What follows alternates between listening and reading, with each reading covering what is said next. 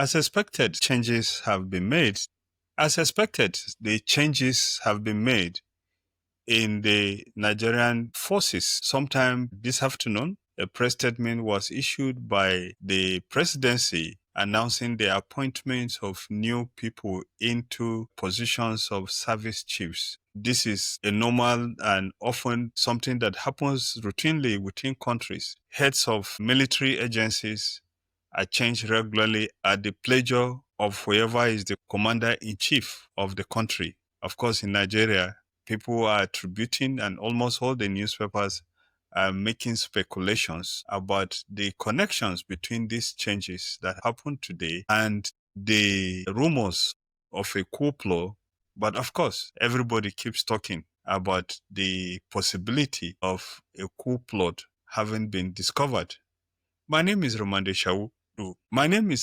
In the announcement that was made, General Christopher Gwaben Musa, who hails from Kaduna State, has been replaced by the Chief of Army Staff, Lieutenant General Femi Oluyode, and the new Chief of Air Staff is Vice Marshal Kelvin Aneke, who hails from Enugu State. And of course, also in the lineup, we have Rear Admiral Abbas, who is now the Chief of Naval Staff. He hails from Kano State. And we also have Major General Emmanuel, who is in charge of the Defense Intelligence. Actually, he retained his position as the Chief of Defense Intelligence, CDI. And of course, the major appointment, as most people will be expecting, is the appointment of a new Chief of Army Staff. The Army, of course, as we all know, commands the highest number of troops and is regarded as the prime position in Nigeria's defense forces. As a matter of fact, many people actually believe that the Chief of Defense Staff may not be as important as the position of the Chief of Army Staff, who commands troops. And the new person is Major General Waidi Shaibu, and he is said to hail from Kogi State.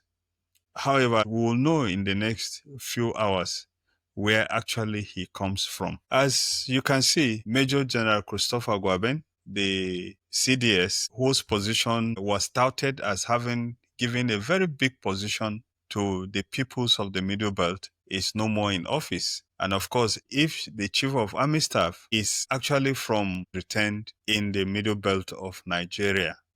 So what really are the implications of this appointment? My opinion is that these appointments are usually routine.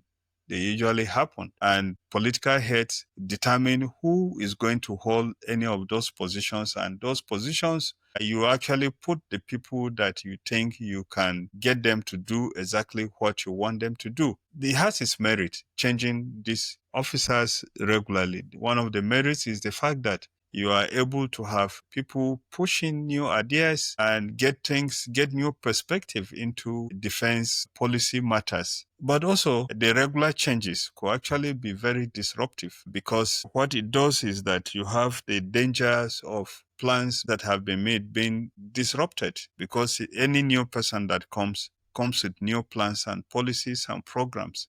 And the effects of this are always felt down the line in the military and in the services that take place.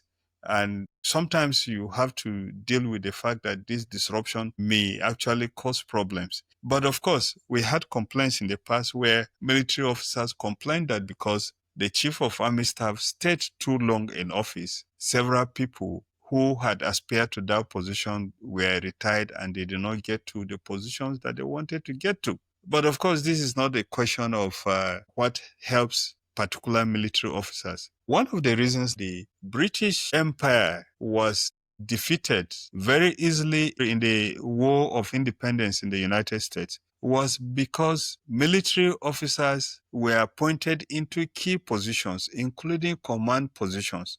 Not because they were competent, but because they were recommended by highly placed people back in London. And as history will have it, some of the people that were given command positions in the war front were people whose parents or relations paid for those command positions.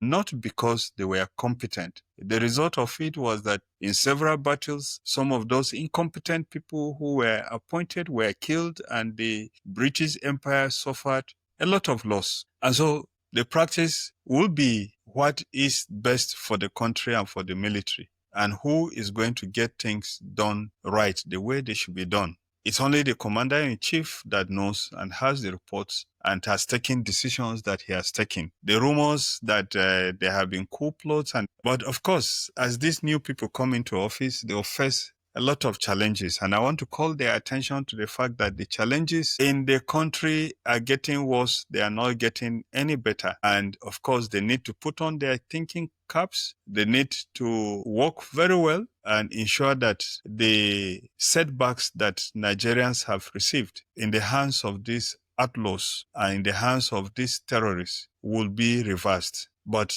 we'll see 1 year down the line whether they were appointed to solve problems for which they have been able to solve or not. My name is Rimamnde Shawulu. This is The Other Side.